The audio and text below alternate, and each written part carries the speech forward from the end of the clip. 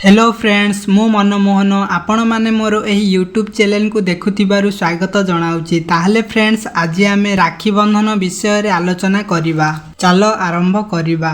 राखी बंधन दिन भाई भौणी माने केमिति तांको भल पाइबा को प्रकट करिथांती एवं भल पाइबा केमिति तांको मध्य रे रहिथाए से विषय रे कहूची।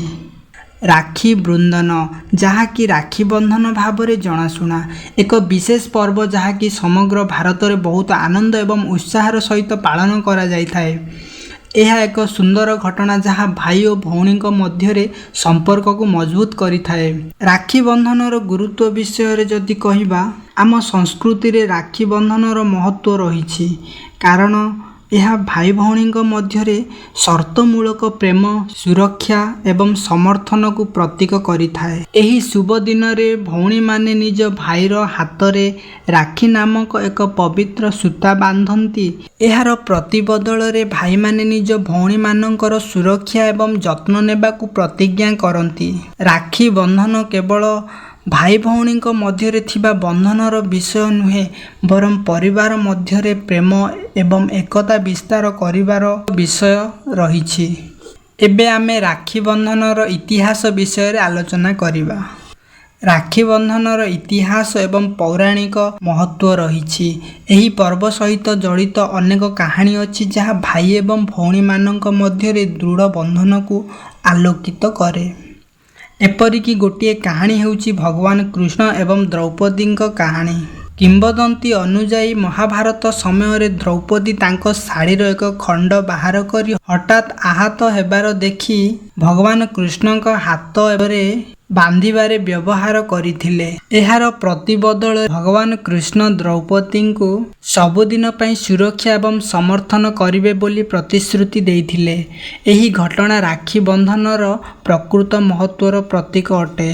राखी बंधनर रीतिनीति किपरि करिथांती से विषय रे कहूची।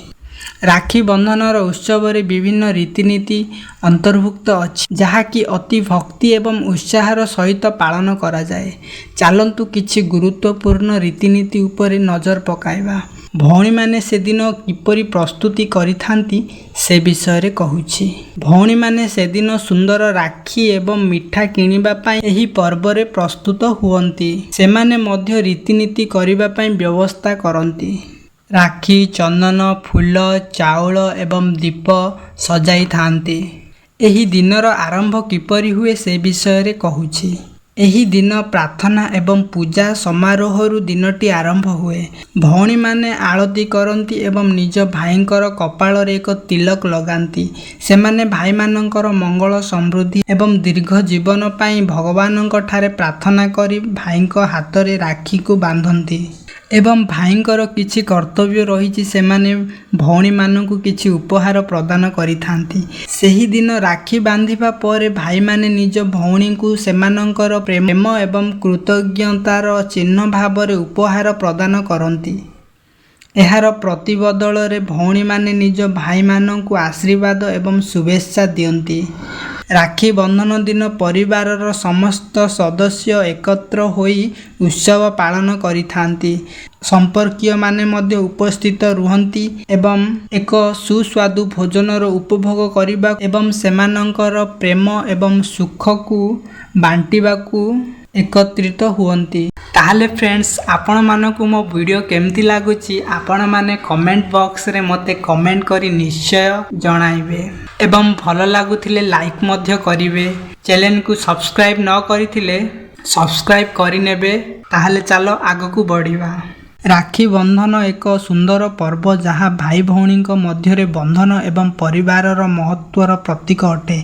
यह आम भाई और भौणी मानक प्रति थिबा प्रेम एवं दायित्व को मन रखिया पई करा जाए। आज जेतेबेले आमे राखी बंधन को पालन करू एही विशेष संपर्क को भल पाइबा एवं दृढ़ करिबा। एही पर्व आम समस्तंक पई अपार आनंद सुख एवं समृद्धि आणु। बंधुगण मु आपण मानकु राखी बंधनर शुभेच्छा जणाउछि। ताहले फ्रेंड्स मु एति कही आपण मानक ठारू विदाय नेउछि। जय जगन्नाथ।